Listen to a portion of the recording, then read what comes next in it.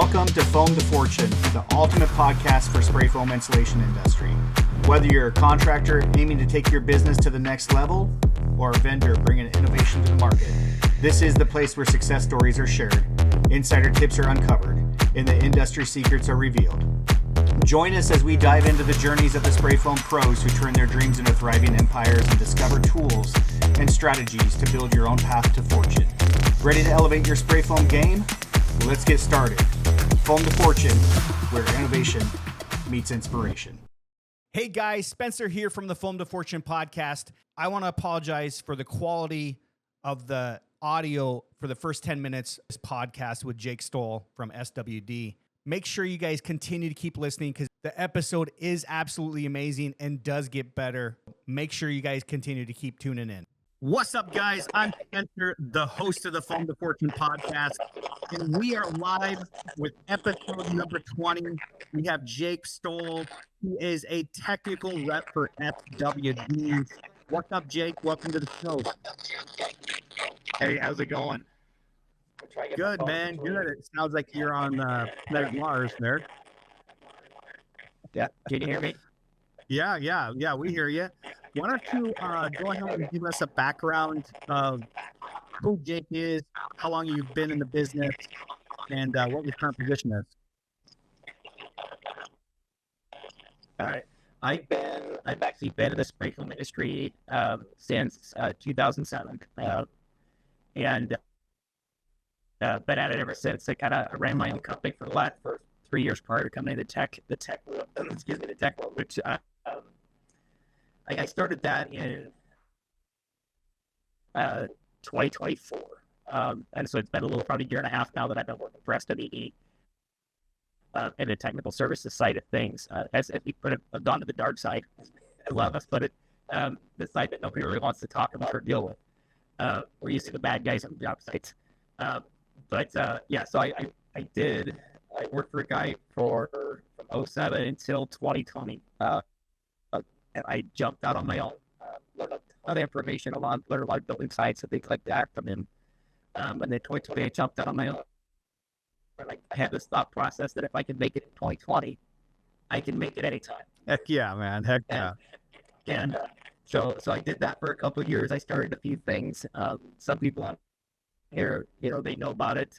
I started an award when I was a contractor. I called it Badass Freeformer Award.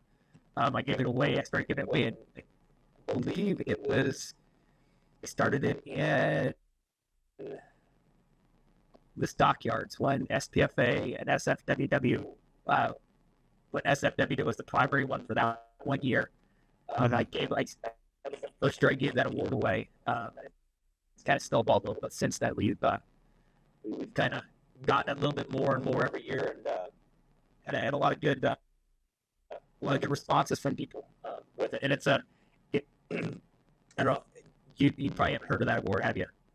I have not. Who was the winner of the 2025 Badass Spray Foam Award? Or 24, I guess.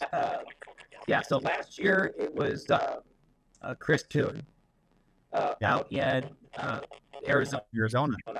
Yeah. We had Josh Edison out of Missouri was before that. We had Jenny Edwards, who was the second year winner, but the very first one, which he's the reason why I started it, because he honestly had a lot of troubles for a year, but it was our big man, or a short man, but our big man up in Canada, Dave George. Dave. So Dave was the first one. He'd gone through that business partner deal that he had, and he's usually a pretty chipper guy, and he'd had some problems, and he was, you can tell he was down. And so I got to think, how can we bring morale up in the whole industry? It's going to drive people to want to succeed and be good, and find a definition of what badass means. And so I came up with a definition. It kind of fit, kind of tailored it to Dave. And then we said, I almost say we, but there's a few of us involved now. So some rules on it. And that rule was basically that there's no definition. It's the previous year's recipient.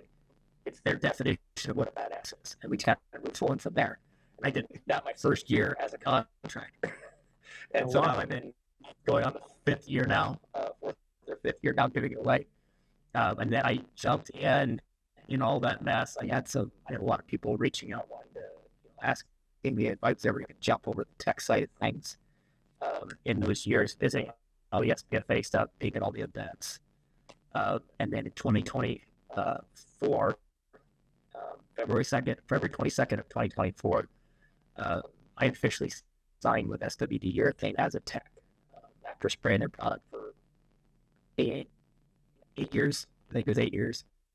Okay. So just a short background. I got a whole ton more. We can get into that later. Yeah, you guys. If you really want to talk about it. Jake is experienced in pretty much anything technical, from wrenching on cars to spray foaming and how to spray some foam. So we got to know each other a little bit before this show. For those that are tuning in that don't know if they want to make a switch over to SWD product, can you give us a quick overview of what sets your guys' foam apart in the market? So I'm gonna be as blunt and honest as I can on this for a lot of people out there.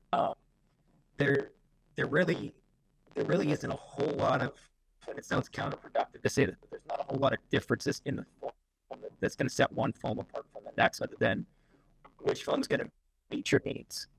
So at whatever project you want to work on, whatever they spec out, whatever it is, but what I do tell people is, if you're looking for a manufacturer, looking for somebody to partner with, and I like to use the word partner because that's what you need to be partnered with the manufacturer, not just being a flavor of the month club where this month is Husband, next month is AccuFoam, the next month is UPC, and now it's an SWD pops up, now or IPS. And, there's 30 manufacturers out there. We don't need to be picking a new one every month because you'll never learn the foam and you're gonna just kind of have problems. But with those problems comes the solution or the answer to the question that you're getting, which is how do you differentiate a foam company from the other one? It's how they treat you.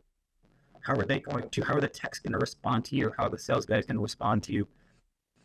Do they make you feel like you're a priority, even though you're a onesie, twosie, set a month guy? You feel like you're a priority. If you don't feel like that priority, then we need to figure out what's going on. And so my job, what I do is I preach myself. I sell myself to the customer when I'm out there. You're buying the product. You're buying me to come out and help you as much as I possibly can. Now, that means that my phone rings, a lot. And I miss calls.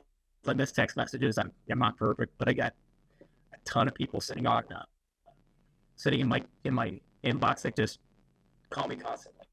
I probably take 100 different calls between my personal phone and my work phone. Daily or sometimes every other day. So it gets busy. But yeah, it's all about the service you're going to get, how well they're going to be attentive to you in the end. If you're not, if you don't feel important, we're just like going to Walmart. You're picking the Great Value brand versus the Cheerio brand. Yeah, it's you got to have something to differentiate. And service should be the main factor. Yeah, I've asked several guests the same question because from an outsider, I couldn't really tell you, what separates any foam company. So I think it's important for anybody somewhat of a newbie to understand that. What are the most common mistakes contractors make when it comes to spray foam selection and application? There's some common ones you always see. Yeah, the biggest mistake that we see is in spray foam selection, like what people are choosing. The biggest one is they're going based off of the cheapest price they can find. Is that the buzzing noise going out? No. No? Okay. We'll do the best we can then. Yeah. I can plug my phone to see if I can get rid of it. But the biggest mistake people make is they're choosing off of the cheapest foam they can find and not understanding that cheap foam means you're getting cheap foam. It doesn't necessarily mean that you're going to make money on it. You might get $200 less a set, but you might get 1,000 board feet less a set, or you might have 5 gallons less material in the drum set. It's not all it's not all about the cheapest price. It's about, again, it goes back to what value you're going to get out of that dollar that you're spending on it. And if you get value in the money you spend, you're going to end up with a better product one way or the other. Even if you do have a problem, you still got value backing you up. That says I got support. I've got something here that I'm not going to get left hanging with this giant, issue, or this, or if I need training, I got to find a way to. Where do I go to get training? I don't know. You can always refer back to the manufacturer. And if they're a good quality manufacturer, they're going to come out and help you train. They're going to come out and teach. They're going to come out and give you ways to improve yourself or your business, for that matter. I mean, you're going to find value in it. So cheap doesn't always mean good. It just means cheap. Yeah.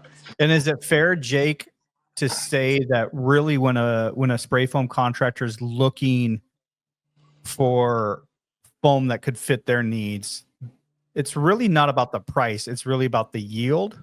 Would that be fair to say? Like, that's where you should be looking, is the yield, not the actual set price? That's a yes and a no. Okay.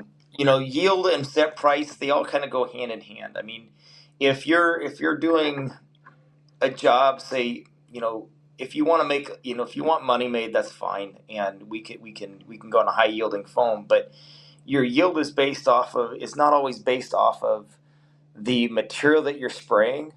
Mm-hmm. You can have a high yielding product and not apply it correctly, and you'll have a low yielding product, and it doesn't matter if you spent, another, dime a pound to get it. If it's not yielding, it's not yielding. And why? Is it because you weren't trained? Is it because you didn't know what was going on with the foam, or just install it wrong? Yeah. So it's not necessarily cut dry. You need a high yielding foam or a high dollar foam.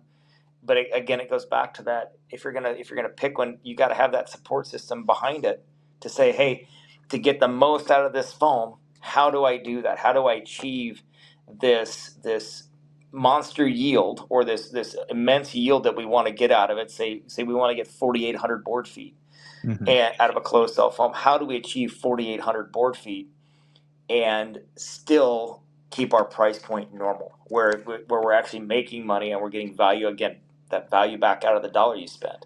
And so send it. If you got a tech, ask them for a tech to come out. They'll train you. They'll teach you what they're supposed to do. Yeah. They'll fix the bad habits and correct and work with you on the good ones, and get you the experience that you need. Or if you need actual training, then I go out. I was actually on a job site today working with a guy with some 108 YM, just working with him, just as a quick jaunt down here to help him out. It's not necessarily I needed to be here. They wanted somebody down here, so I came down and we helped them out. Yeah.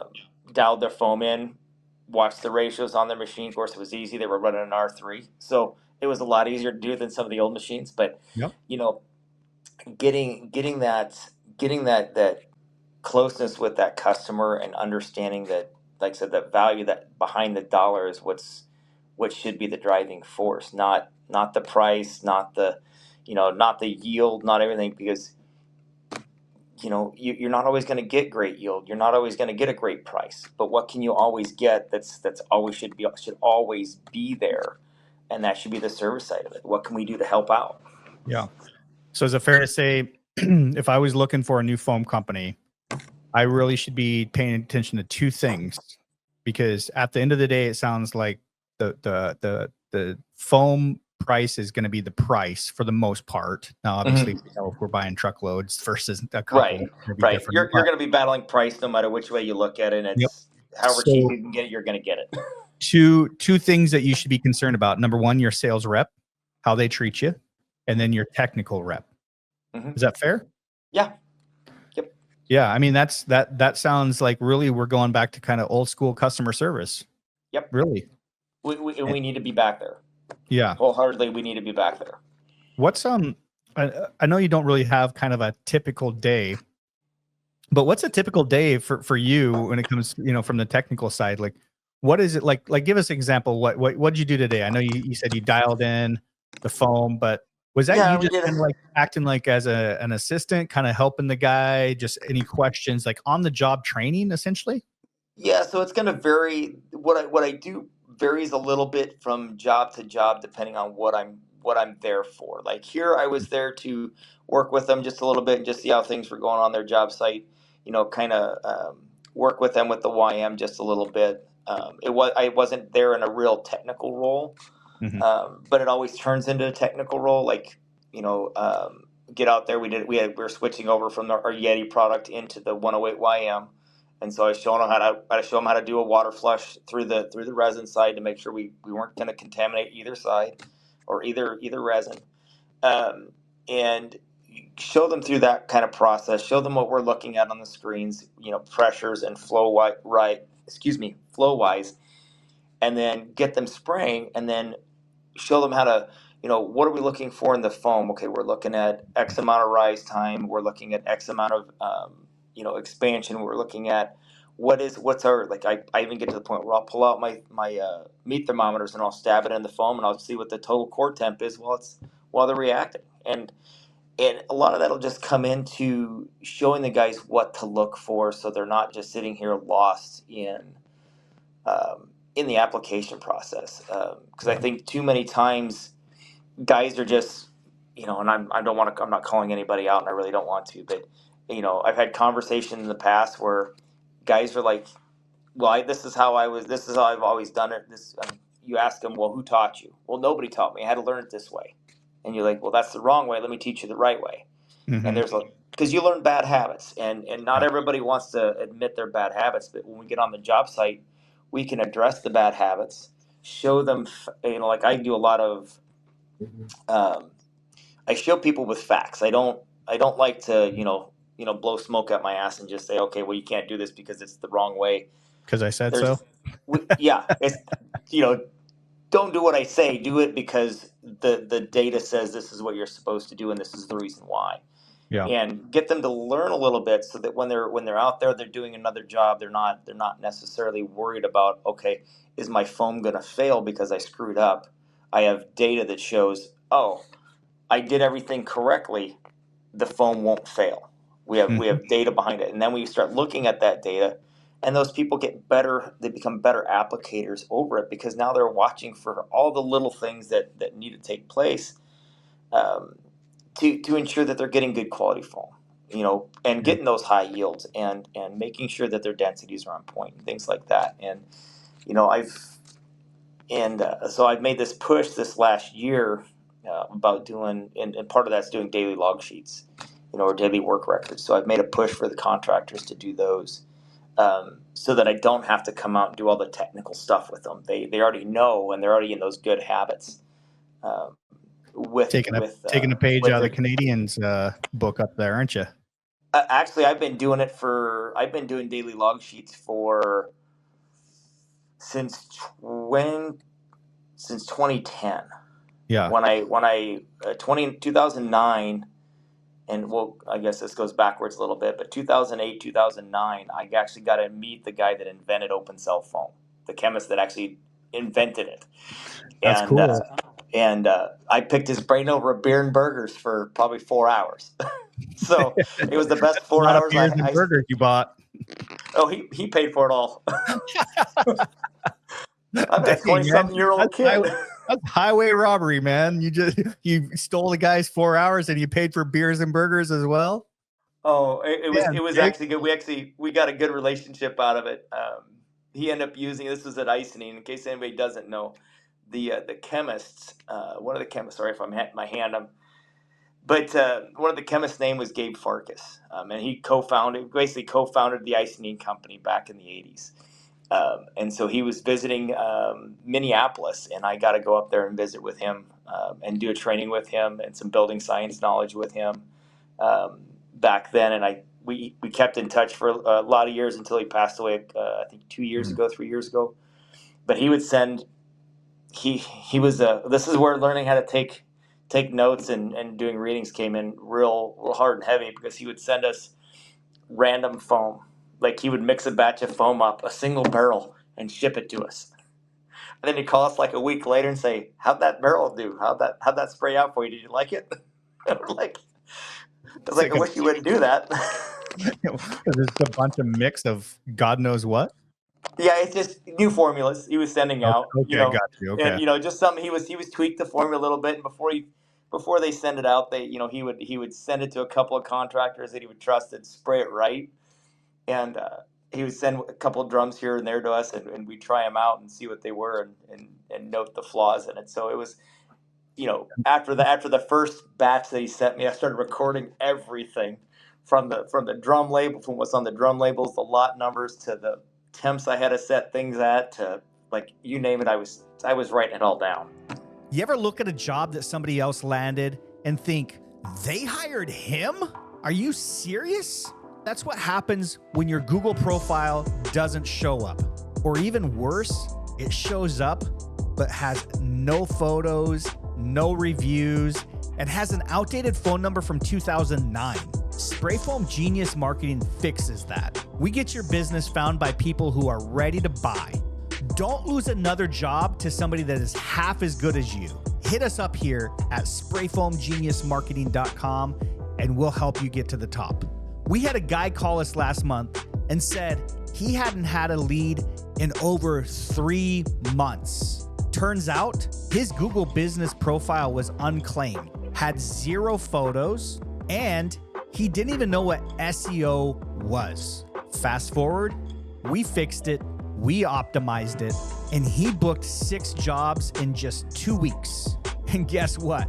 He called it free money. Sprayfoam Genius Marketing turns online crickets into booked jobs.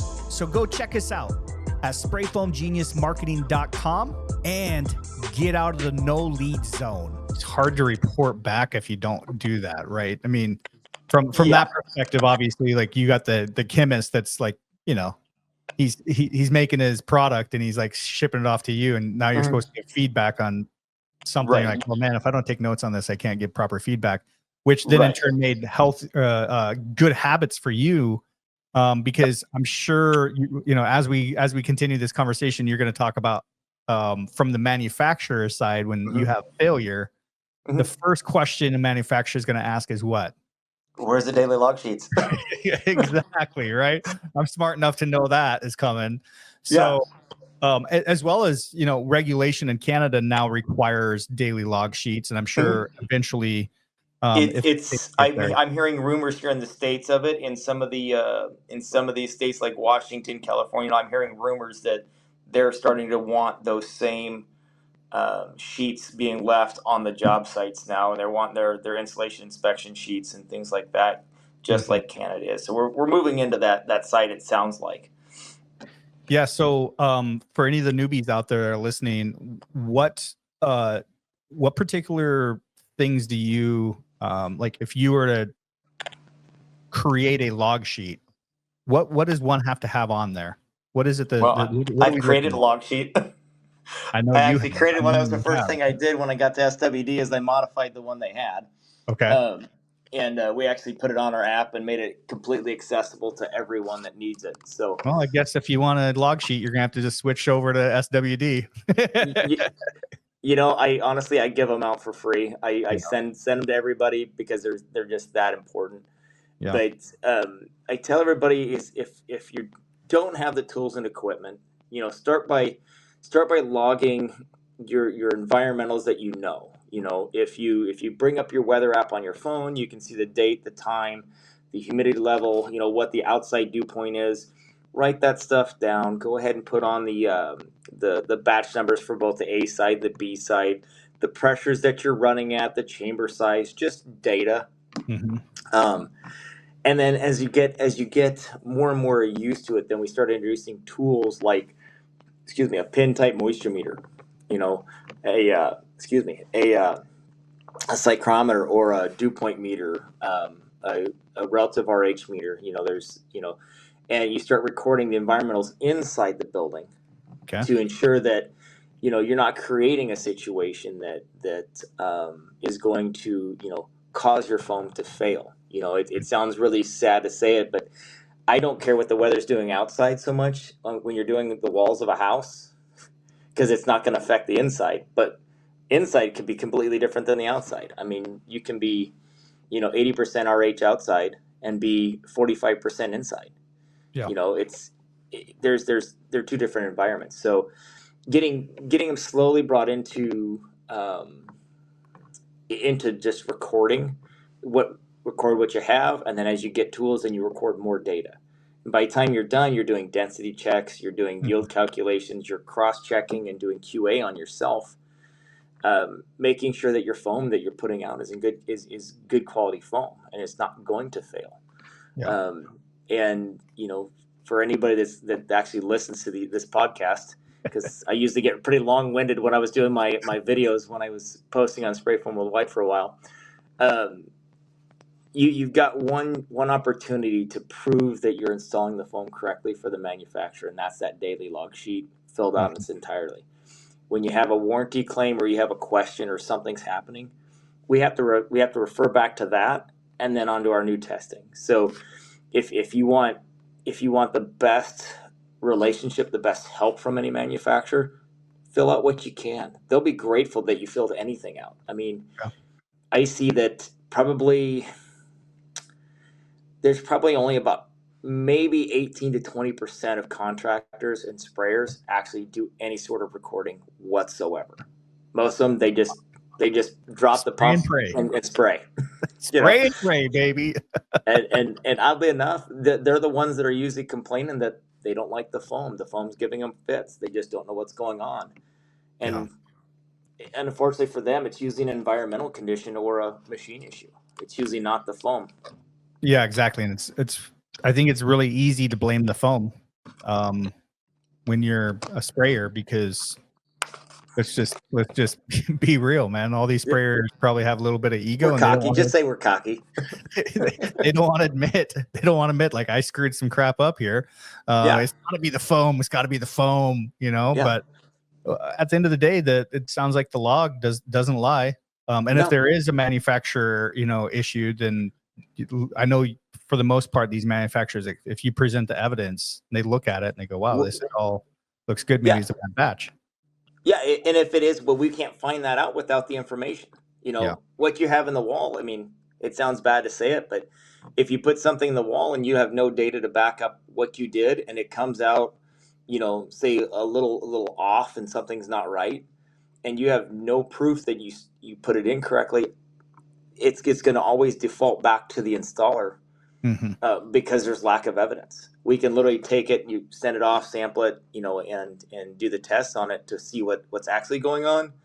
But 99% of the time, it's going to come back to an installation issue that you can catch while you're there, or within the first 30 to 40 minutes of the job, being on the job site, or at lunchtime, or right when you're shutting down, before it becomes an issue. You can find it early, and that's, to me, that's the whole point of those log sheets, is to catch the problems before they're drywalled up and before homeowners are living in the house, and before we have these toxic houses because somebody installed something wrong.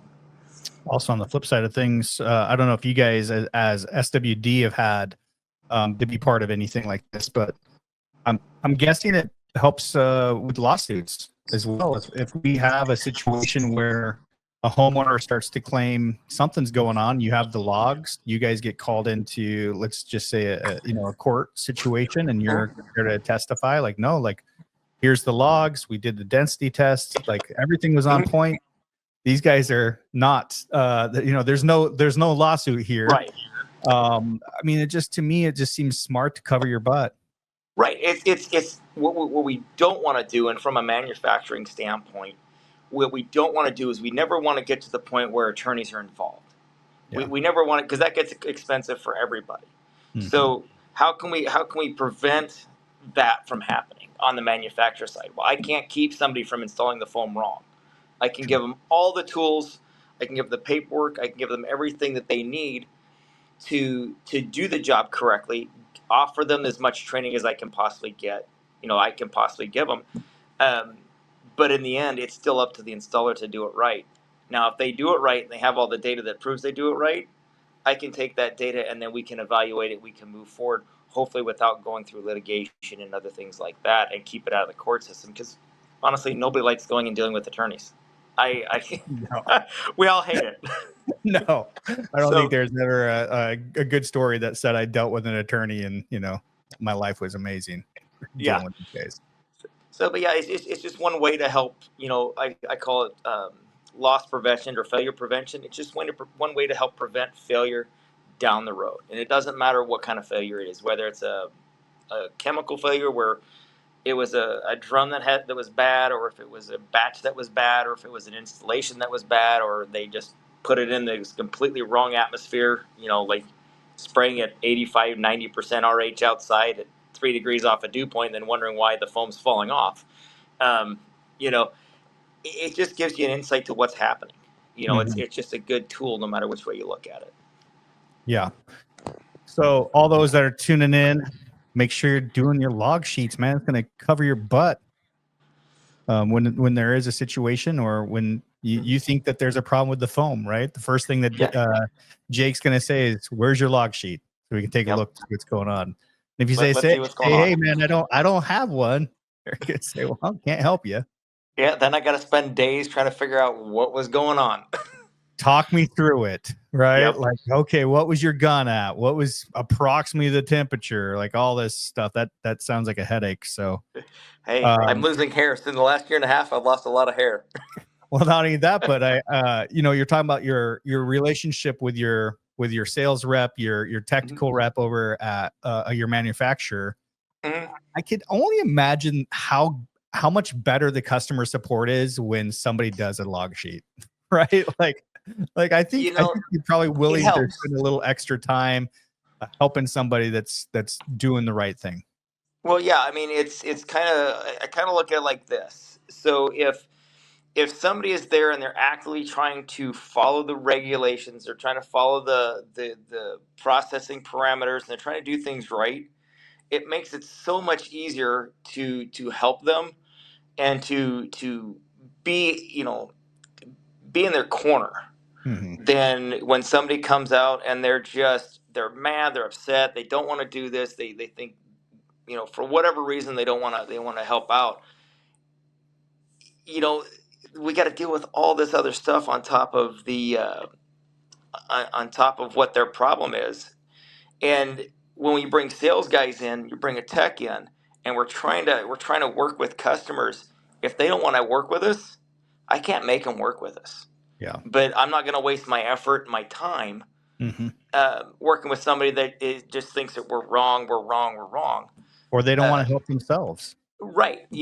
Most manufacturers are they're there to help. One way, I mean, we got 5 techs, and I think we figured out one day we have right around 200 years. I think it's 200 years of experience between all of our techs. Wow. At SWD, I'm at 19 years. And I'm going to list our techs if you don't mind. It's just Go ahead, all the techs in the industry don't care what the manufacturer is. Yeah. They need recognition. They seriously do. Of course. But we got like Big JT. He's like 40 plus years in spray foam. Pedro's 35 years. His uncle retired. Some people knew who Joe Cassis was, but Pedro. His nephew works for us. Joe retired at like 74 years old after working for us. Oh my gosh. Then we got Joe Roberto up in the Northeast. He's been in it, I think, just as long as I have, if not just a hair longer.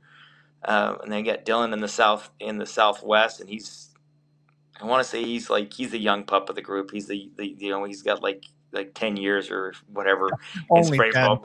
Only 10. So 8 to 10, somewhere in that range. So yeah, we've all got this years of making mistakes where we learned how to properly do this stuff and properly work the foam through and make sure that it's done correctly. Utilize it. You got guys on Spray Foam Worldwide that have 25 plus years, 30 plus years, and people are calling them hacks because they're running the old equipment, not the new stuff with all the computers. And it's like, we learned how to do this the hard way. Yeah. Because we learned the hard way, now you guys get the easy stuff. Yeah, and let's think about who actually invented that easy tech stuff. Was old timers, right? Yeah. I mean, it wasn't just some young buck that was sharp. No, it was some guy that thought through this, like, hey, what does this machine have to do? What are we looking for? And now you guys get the benefit. Don't call these old timers hacks, man. Like, you guys get the benefit of all these years of going through the hardship of Yeah. everything, right? We like a lot of us older guys that have been that have been spraying foam for 10 plus years or more. You know, we didn't have spray foam worldwide. We didn't have spray foam life, spray foam whatever Yeah. Facebook groups out there now. We half the time we barely had a tech. It was literally they sent a sales guy out there, show you how to start a machine up and go spray foam. Good And luck, then you buddy. learn how to you learn how to fuck up real fast. Yeah, of course. And then you got to fix it, and you got to figure out what you do wrong, because there's nobody there to. There was nobody 19 years ago, 20 years ago when I started. There was nobody that came out and helped. I didn't have a manufacturer rep come out and certify. I did in 2008. I got certified with ICD in 2008. My next tech wasn't until 2018. That was the next time I saw a tech. Wow. And I saw CEOs that came down to look at the product. I saw chemists, but never a tech. And so they're few and far between back then. And now you've got techs online that are at your fingertips almost 24/7. Yeah, And the online world, the digital world, the internet has definitely changed the game in so many different ways. But you're absolutely right. There's so many of these young sprayers that we've had on. When I say young, they don't have your experience. We're talking 5 years or Right. or less, and they're like, yeah, when I was first getting going, learning how to spray this butter, it was don't get me started on butter. Conversation on Spray Foam Worldwide or whatever the case is on these Facebook groups on, hey, what am I doing wrong? And then get ready to, hold on. Get ready to get raked over the coals a little bit. Yeah, hold on, right? Or that relationships that have been built because of this online community, to where they have Jake's phone number and they can just dial you up and say, hey man, this is what's going on. Like, what do you think's the problem? So and different world than what you grew up in. Oh yeah, it's a lot different, and I say we've gone to the better because we've gone out of we're pushing away from the trying to let we still let new guys into the business all the time. We sell them a rig for $150,000, $200,000 now, and they go out, they waste a set of foam, they have to fix it, they don't know that they did wrong, and they the distributor or the rig builder, they just make the sale and they just move on. It's not their concern after that. Yeah. And when we get into those things, we're shifting gears because of all the, and this is where being online has really benefited, I think, the spray foam world in regulations and in growth, is all the stories of the bad homes, the toxic homes, the bad installs, and all this stuff. It's made public where everybody can research it, everybody can see it, everybody knows what's going on with it, and you can't hide from it. Where back in I've seen, I don't know how many guys they'll shoot it. Oh, it went ISO rich for just a little bit. They give it a second and then they cover it in foam and they just keep going. They don't even bother to clean it out. And now those spots come to light because somebody says it. They got their phone out. They look at this guy. He's a he did it wrong. Look at what's this spot here. Well, that's an ISO rich spot or a resin rich spot. And everybody can see it. So it's forcing us to the manufacturers, the rig builders, the distributors, the sprayers to kind of push themselves to be a better applicator, a better manufacturer, a better builder, a better distributor, to hold the guys that they're selling to more accountable. I could say we don't sell the foam directly. We have direct customers, but most of the foam that's out there, and it's not just SWD, it's a lot of the other manufacturers too. They sell through distribution. Yeah. And it's usually up to the distributor who they sell it to make sure they get the right product, the right, at the right time, and get at least a little bit of training on it. And, most of them do about a 3-day training class where they get a lot of knowledge and about 10 minutes worth of spraying, and then out the door they go. And then they got to rely on the manufacturer at that point to kind of step up and do the rest of the training, so we kind of knock those bad homes down a little bit, we're not dealing with it. And it's a good thing. It's a stressful thing, but it's a good thing. So Speaking of that, Jake, this leads into my next question. Like, besides You liked that, didn't you? yeah, I love it, man. Besides the technical support and the training that SWD gives, what else are you guys providing beyond just the product there with you guys? So some of the things that we deal with, like help wise, with the customers, besides coming out and doing on-site training. I mean, honestly, if I had the time to go out, like I'm booked up for like a month and a half now. But if somebody asked me to come out, or they asked me, hey Jake, can you do a video chat with me while I'm spraying? Until I think about. I usually cut the line for most diagnostic stuff about 7 o'clock ish. The wife kind of gets pissy when I start taking phone calls around the kids' bedtime. Yeah, So I try to hold that off if I can. But when you're looking for what do we do? I mean, besides that, it's you've got sales guys that are there to work with you. We train our sales. We try to help work with our sales guys so they can answer the simple questions. Then they can refer to us. We have a lot of calling that goes back and forth between customers, sales guys, and tech guys constantly to kind of keep that channel of communication open to the customers, so they're always feeling involved or important. Mm-hmm.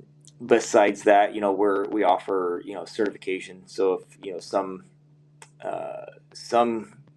I say commercial jobs or some architects require you to be certified through the manufacturer of the foam that you're spraying. Yeah. Which it works great for me because I actually like going out doing certifications. So, which means I get to go on site and I get to vouch for your spraying habits, your startup habits, and verify that you're actually a legitimate sprayer that knows what's going on. You're not just this 6-month newbie that wants to get his manufacturer cert so he can go spray this 40 set job for a commercial contractor. Yeah. So, and then it gives me a chance to train and work with you, kind of go through the I call my OSHA spiel, all my stuff that goes along with health and safety and what to expect, and I can actually get out there and train and show guys that. But then you look at something we have on our drums. I show it to guys. I showed it to a guy today. Our Android users. So we have QR codes on the top of our drums that lead you to the processing packet for that material. So you can have any phone in the world as long as you can access a QR code. You can scan the QR code, bring you right to the processing guide, find out how you're supposed to spray it. In that same guide, it gives you our technical support number, so you can, if you have questions, you can call the technical hotline and get one of the 5 techs at any given time. So you have that ability right then and there. If you're an iPhone user, we can send you we'll put you on the app, because we have an app for the iPhone, which brings you all the processing guides. It brings you our drum fill weights. It brings you your site certifications. It brings you our daily log sheets. We have a printable version on the app as well as on the website. Okay. We're trying to tailor it so that you have every opportunity to reach out to somebody on our team one way or the other. And yeah, we all get busy and sometimes we don't always get to answer the phone, but the opportunities are always there. And if you do call somebody, make sure you leave a message with the number. A lot of times I get just a name and nothing else. Yeah, or no voice message, and then they're like, Jake, I've been trying to call you, and you're like, dude, I get 100 phone calls a day, man. If you don't leave a voice message, I'm not returning the call. Right. If you don't return, I mean, I've called guys that had questions, and I've got 3 guys in the last 2 days that I've called them 2 or 3 times after they left a message, and I haven't gotten a response back from them. And I'm like, what do you want me to do? I can't help if I can't talk. But also so much time in your day, and if you can't get a hold of somebody, you have to move on. Yeah, I mean, I've got other people that need our help just as much as everybody, or need training. It's not so much help. We kind of did a push last year with our we talk about what we did, but we did a big push on sending out, like when the HFO switch started to happen, and we're just getting to the back end of everybody using all the old HFC is already out of date now. Nobody's going to have any more. Nobody has any more, can make any more right now. Mm-hmm. So we did a huge push to send a tech out in the last 12 months, 8 to 12 months. Everybody that was buying an HFO from us, we were sending a tech out to work with them for 2 or 3 days to teach them how to spray the HFOs, to work with learning how to dial them in and what to do, so that they weren't jumping in cold feet finding out, oh, well, HFO sucks. I don't know how many times I hear that a day, HFO sucks. But very, very preventative from SWD. Like, let's attack this now to prevent future headaches. Right, and it's paid off. Reputation, what would you say? Protection. I guess reputation protection, to make sure that people don't start to slander SWD with that new foam's crap, blah blah blah.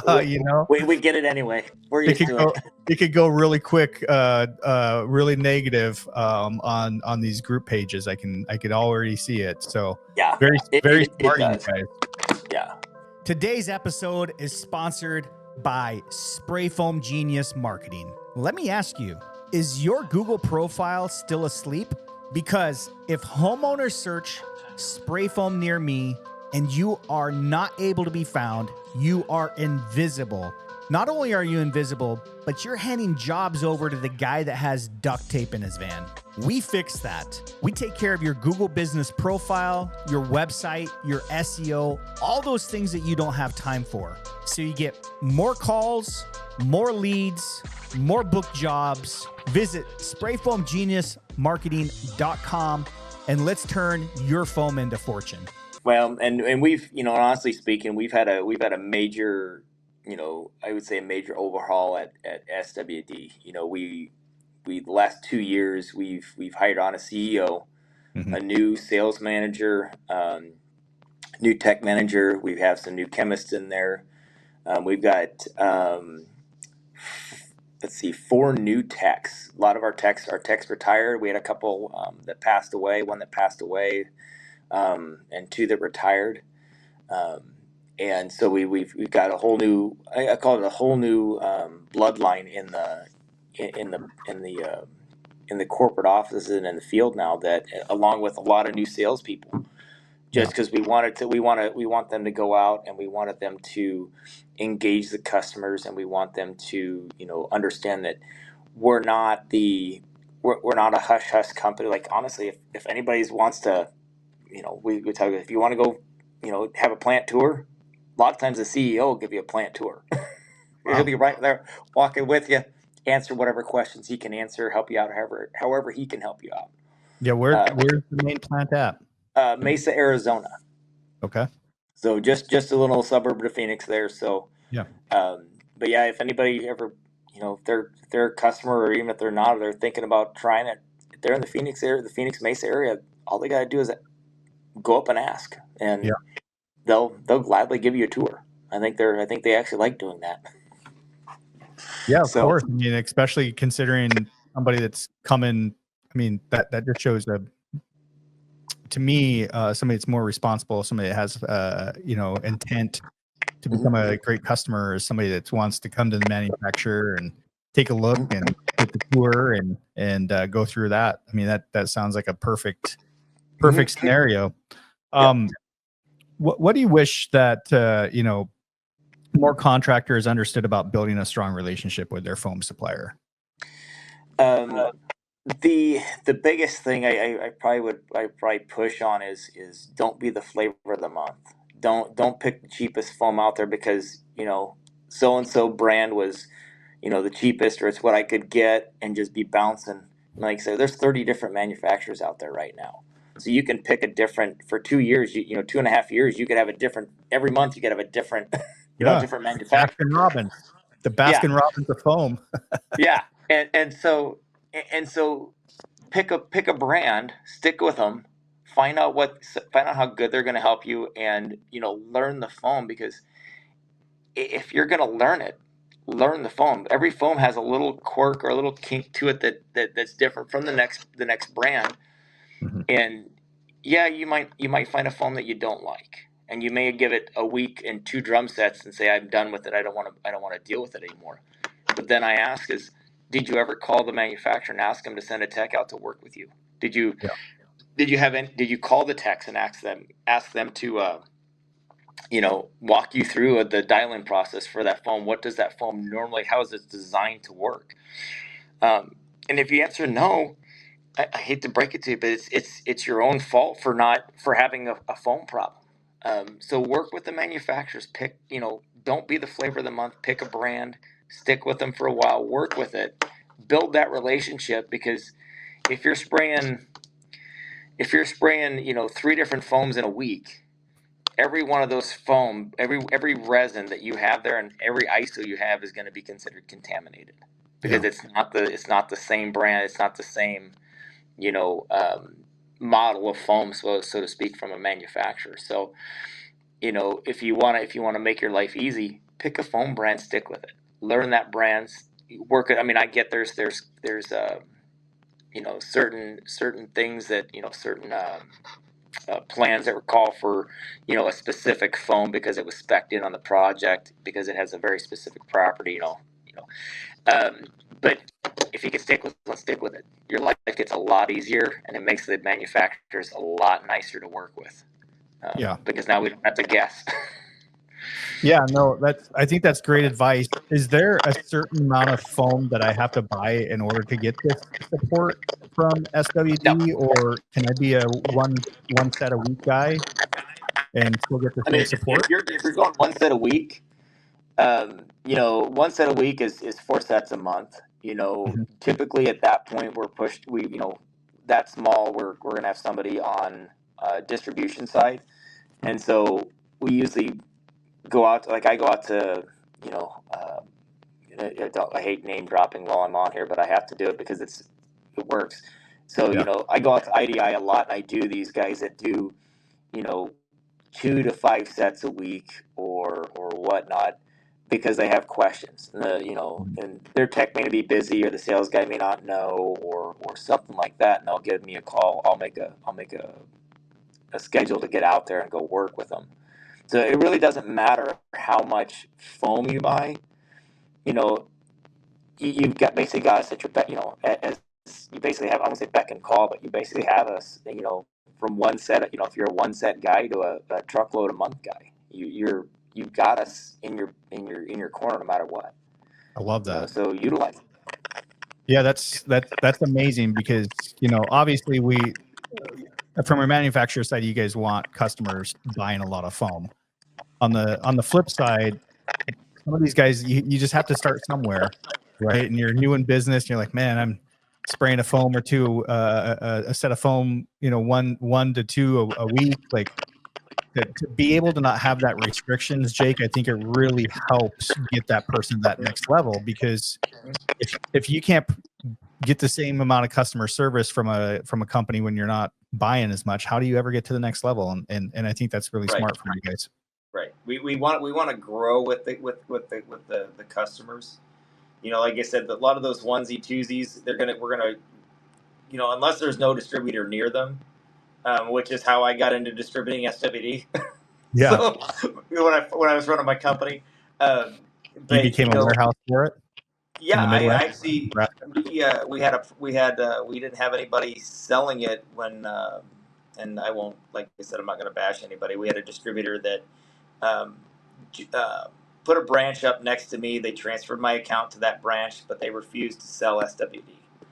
And so I refused to buy anything but SWD. So we were kind of at an impasse. And so I was able to sign on with SWD as a reseller. And so I was basically buying the foam about a truckload a month, and I was distributing to 3 or 4 different companies that actually wanted to spray it, and they stuck on because I approached that the same way I'm approaching this, where these guys are 2 to 3 set guys a week, or or 5 sets a month guy. They're not enough to really go out on their own, but together we could. And so I treated them as the same way I'm treating my customers now, or here at SWD is call me when you need me. I'll come out and I'll work with you on the phone. Well, we'll do what we can now. And I got guys, they still call me. They don't even, honestly, one of them doesn't even buy SWD and he still calls me. I go up, I rebuild his pumps for him. They only spray maybe one set every month or 2 sets a month at best. And I just go work with them because they were, they deserve just as much attention as a truckload a month guy does, so, Man. and they're never going to go anywhere, but they feel important and, they know that they're going to get taken care of one way or the other. So, but yeah. That's amazing. Because I think sometimes, I mean, a lot of small people, the smaller guys get forgotten about. Not saying that happens within the spray foam business, but I think just in general, like whatever it is, if you're not buying a whole lot, you're not going to get the attention. But sounds like with SWD, you're getting the attention no matter what. You guys understand. We try as much as we can. Yeah. Like, there's only 5 of us. and you guys heard it. He gets 100 calls a day on his personal and his business line. So he's married to these phones. Yeah. If somebody was on the fence, Jake, about buying SWD, what would you say to him? Don't knock it till you try it. I mean, try it. You can try it. You try it to try the foam. Go out and spray it, and then just experience the customer service behind it as best you can. I mean, unfortunately, I'll have to say this because not every person's going to get the 100% personal, that I like to give to everybody because we're busy. Like, so we're running, I think I'm booked, like I said, 4 or 5 weeks out already. And all the way, I think I'm actually booked out until I think I have something already scheduled in October. Wow. It's only one right now. Yeah. But after, but try us to see the personability that we try to push out there and the family atmosphere that we try to make with our customers. And if you like it, stick with it because you like us as a family, as a team, and not just because it's the foam thing. We spray SWD, but you know what? We stick with SWD because I can call Jake or I can call JT or one of the other techs and say, hey, these guys are always there when I need them. If we need a piece of information, they've got it at my fingertips within minutes or days. As soon as they can get it. Try it and stay with it for the atmosphere, not necessarily for the foam. But you like the foam. Yeah, the support, right? Right. I mean, at the end of it, like I feel like there's a very common,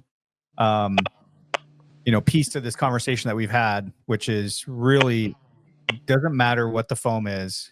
It's the support. It's the salespeople. It's how they make you feel. It's that family atmosphere, which is amazing. And also, if you guys can find somebody, I know Jake, you're a technical rep for just the Midwest, I'm guessing. No, I'm coast to coast, border to border.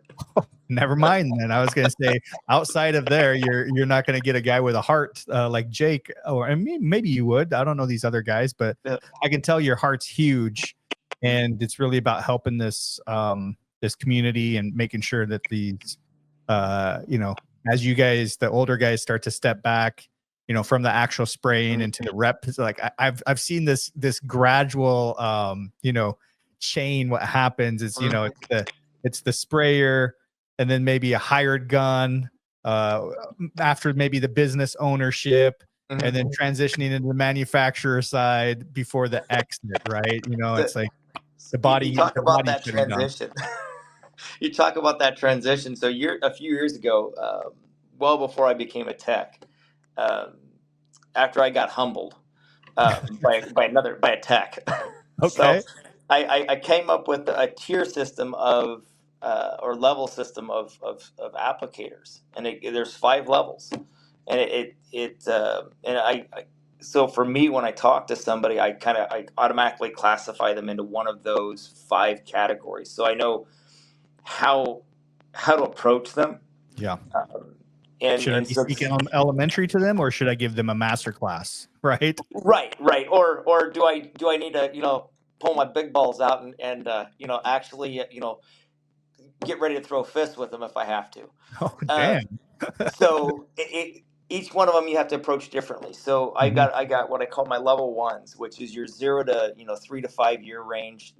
How long they get to the level 2 depends on them. Yeah. They're novices. They're still learning. They've got the desire. They haven't been bit by the foam bug yet, but they're real close, and they want to learn because it's new and exciting. And they're guys that still spray and they watch the foam every single bay, react, and they think it's the coolest thing in the world. I'm Yeah. 19 years and I still think it's the coolest thing in the world. So, It never is like that child, right. unlocking the inner child. Right. So, and then which we go to the level twos, which is the guys that they're 3 to 5 years up to like 7, 10. They can even be 15 years. There's no real time frame limit on it. And they're the guys that they've been bit by the bug. They love spraying foam. They've learned enough in the years of their experience. They failed enough and learned how to fix their failures to the point where they feel like they can give advice online, and they still know that they have to learn, and there's still things to learn every single day. Those are my absolute favorite ones to work with. They're humble, they're attentive, they still want to learn, and they take that every bit of advice to heart, and they just want to grow as an applicator. The next one are my least favorite. And there are level threes. And as I tell them, the double G's are the God's gift to the spray foam world. They've got 7+ years of experience, 5+ years, whatever. They think they got Can't teach cojones the them size shit. of the bronze bull in Times Square. They Yeah. think they're just you know and you can't tell them they're wrong. You can't convince them that what they're doing is incorrect. They're there. I was there once. So, and so you got to approach those guys either ready to fight, or you have to approach them in a manner where you just kind of passively educate them, and show them what's going on so they can see it factually, and they can see what's going on. They can see what's going on with the foam, and then they might be humbled, they might not be. I've dealt with a lot of guys where it sounds bad to say it, but I've talked to the owners. I was like, you got to get rid of these people. Yeah. They're driving your business down. They don't care about the foam. They just care about that status quo that they are. That they kind of like hold something above the owner's head, like they're the only one they're ever going to get because they're the best in the industry. Yeah. It's like a cancer. Right, and it's a bad feeling to have to recommend that they let a sprayer go. Some do and some don't, but in the end, it's better for the industry to kind of flush those ones out, or get them past that point where they realize that there's still a lot to learn in the industry. I mean, I'm like I said, 19 years, I'm still learning stuff. I'm Yeah. learning stuff every single day. Then you get level fours. Level fours are your techs, the guys that are out there. They've been humbled at some point, and they oh yeah, I've still got a lot to learn. Maybe I should pass my knowledge on so that the next guy Mhm. doesn't fight me, or doesn't fight the foam as much as I did and become this grumpy old tech.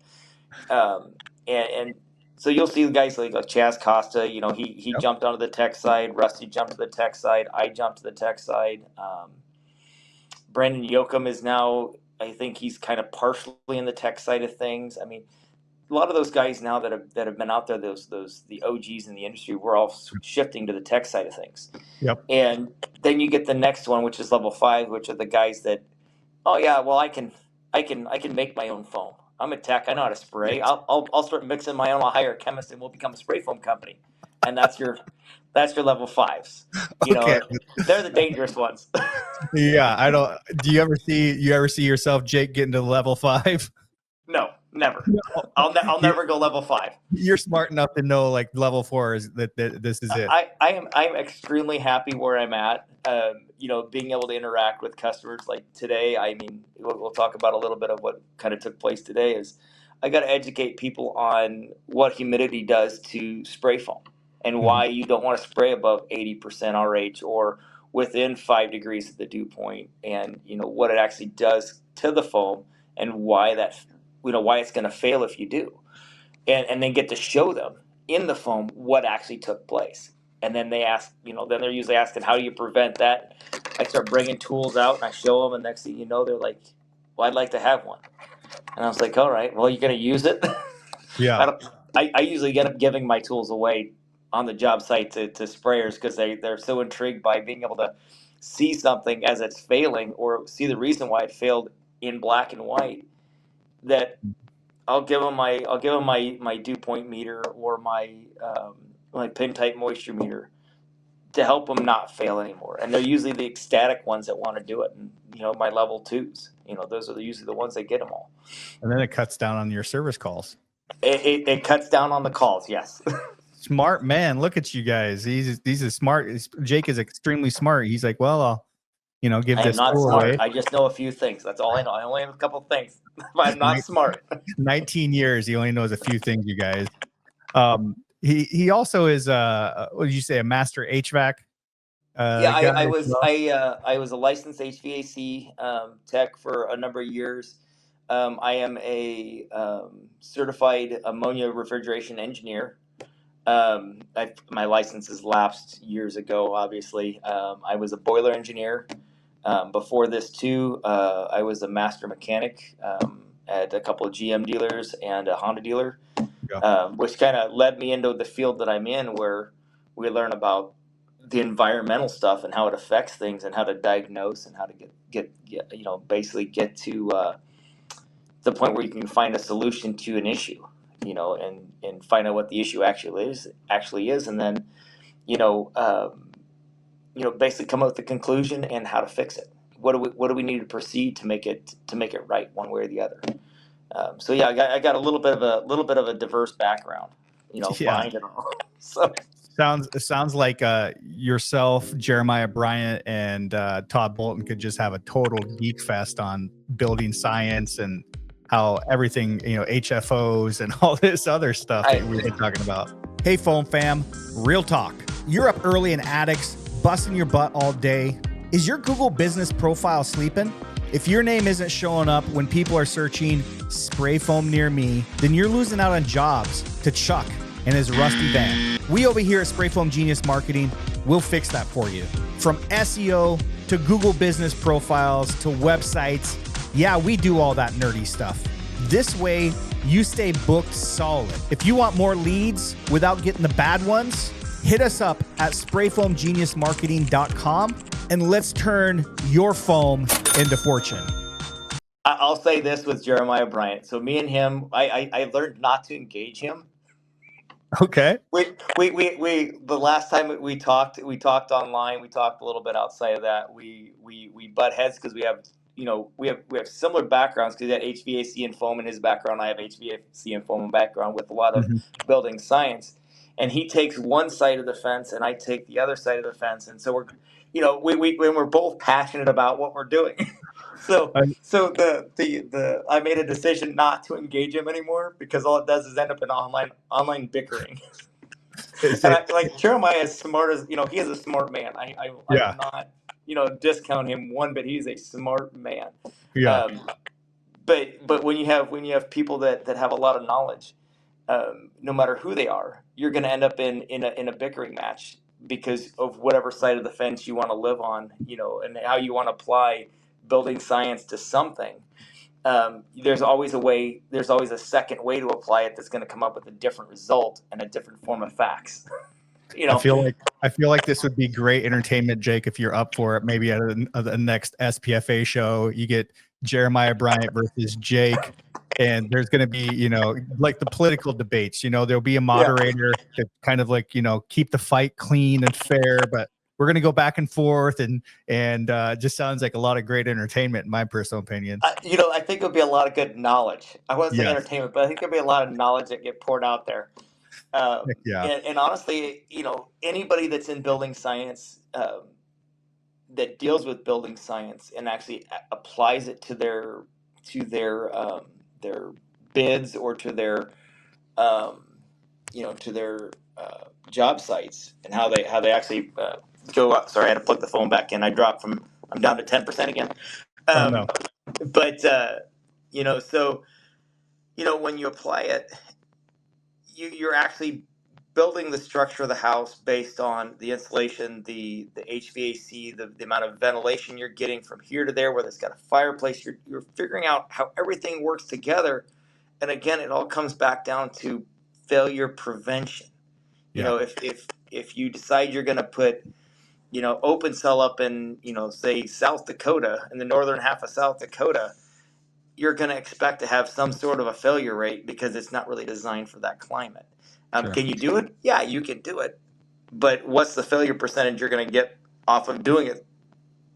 Say 100 jobs, how many of those are going to have a problem that you have to come back and fix because it wasn't done right, because it wasn't based on the science behind it? And so that's where I really, really, I'd say I admire Jeremiah on that content. And a lot of guys that deal with it is he's able to show it, again, factually, he can show you what's going on and why, and apply the variables and make it make sense on his side of the fence, just like we can make it make sense on my side of the fence, whether it's a foam versus fiberglass, or open versus closed, or a class 1 versus a class 2 versus a class 3 vapor retarder, and how you apply it all.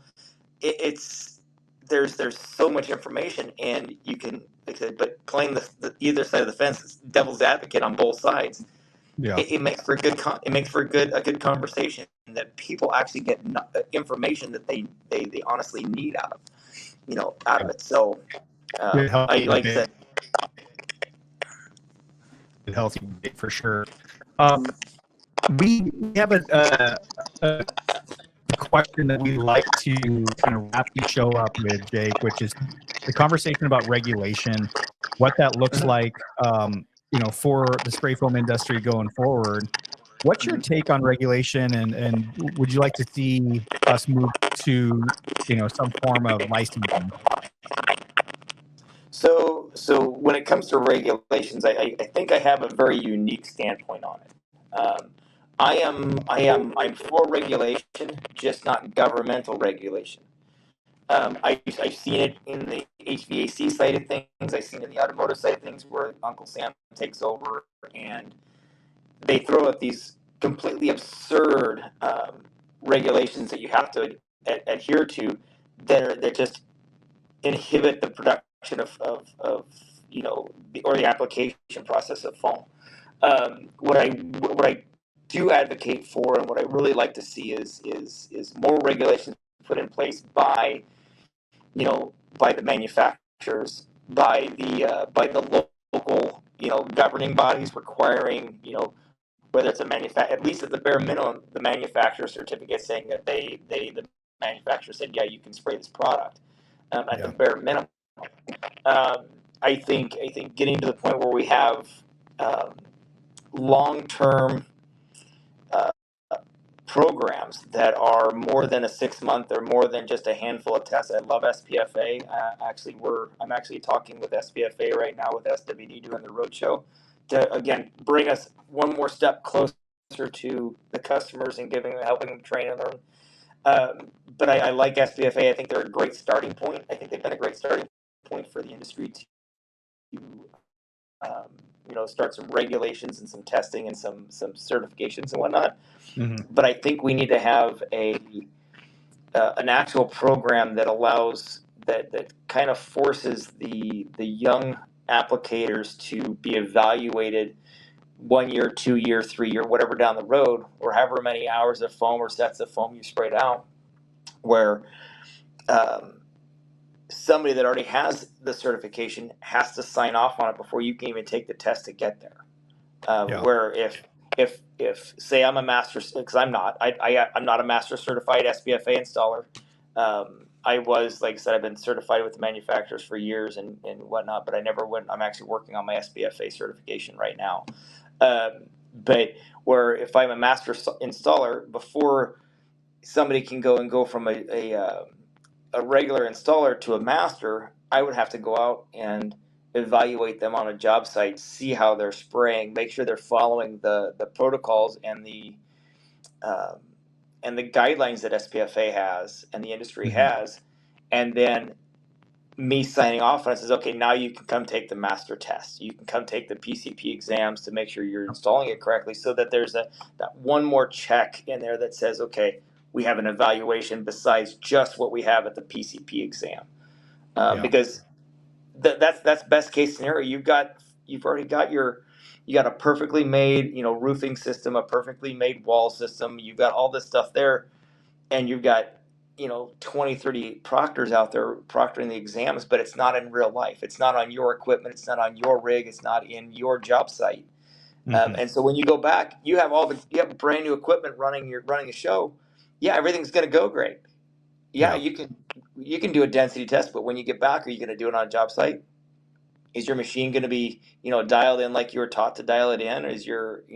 Are you going to stick to the depth requirements that you need? Are you going to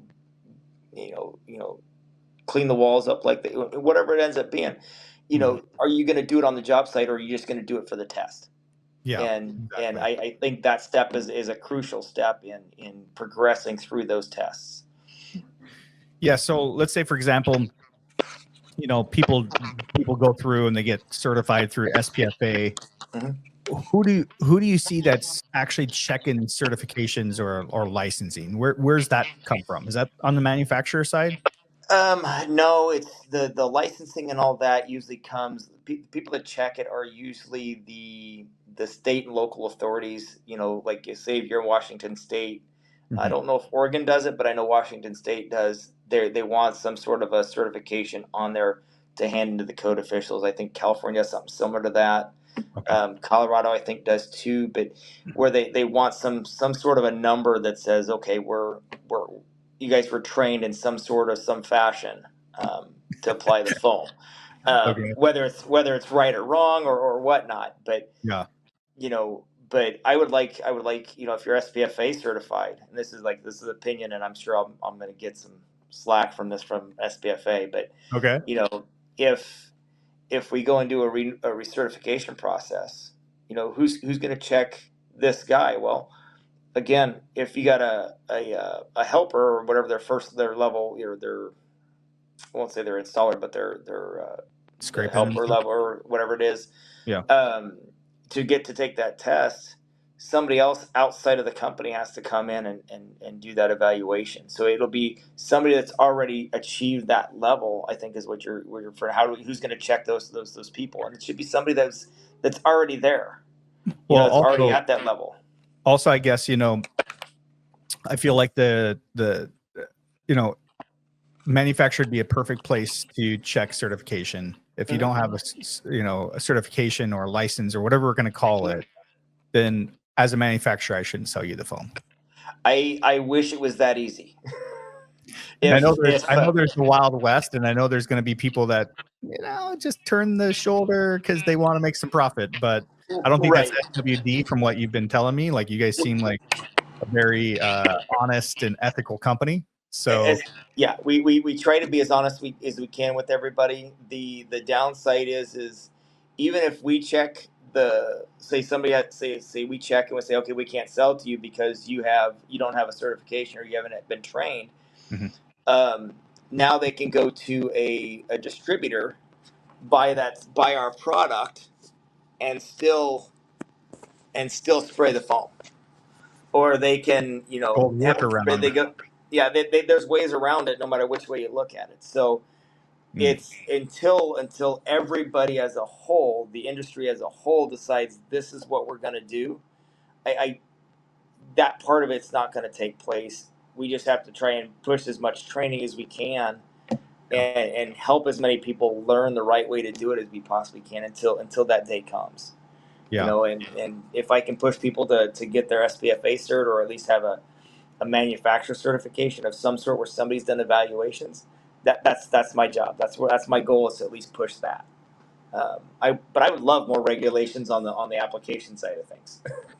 Yeah, for sure. I mean, I love this conversation, Jake, because everybody that I've had on the show has a slight different answer, and I think how this industry becomes better is by us continually having this conversation, yourself with your colleagues, with your team members there at SWD. It's about us just continually keeping this fresh. OGs like yourself, I mean, God, you guys have a ton of experience. You guys have seen it all. And how do we make sure that these foamers that you're passing this stuff on to in the future are better off than what you started with? And I think that's kind of the way all the old foamers think about this, is like, this, I got to leave this better than what I found it. Yeah, yeah. Nobody's competition. I mean, you know, in the contractor side, yeah, everybody's competition, but it's an applicator side, nobody's competition.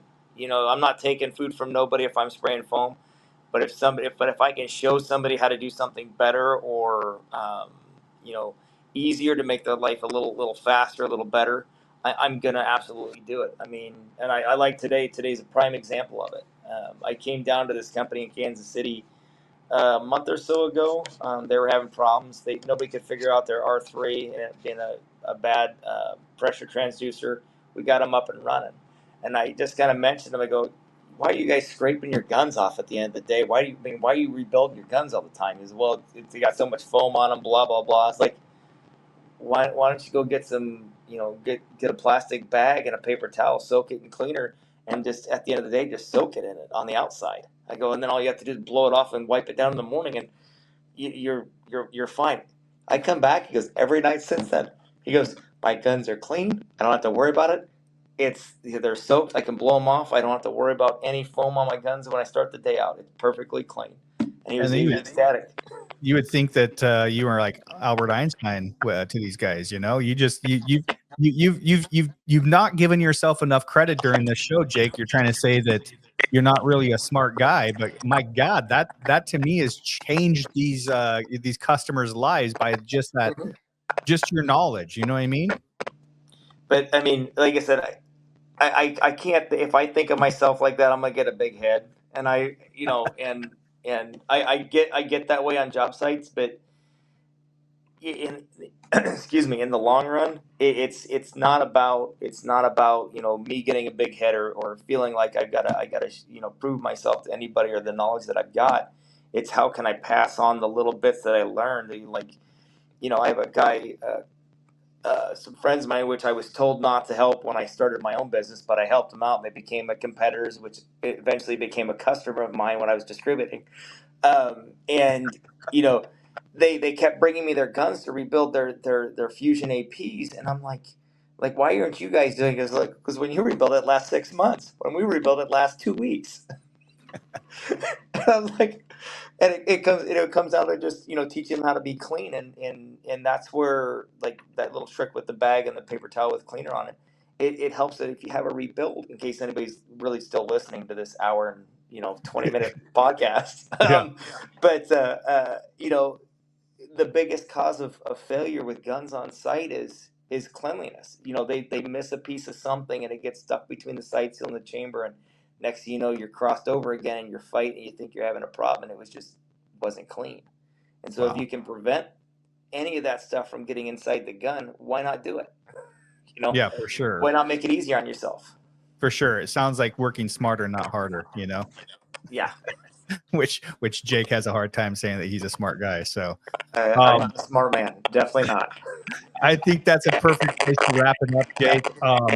One thing that I consistently see within this business when I have these conversations, it doesn't matter if it's the manufacturer side, hired guns, spray foam business owners, is huge hearts, man. Mhm. And I want to applaud you. You and I don't know each other, but you have a huge heart. I can tell, like, you're a guy that wants to make an impact in life in the spray foam world. So I appreciate you coming on the show, sharing your knowledge. For folks that want to get in touch with you, what's the best way for them to reach out?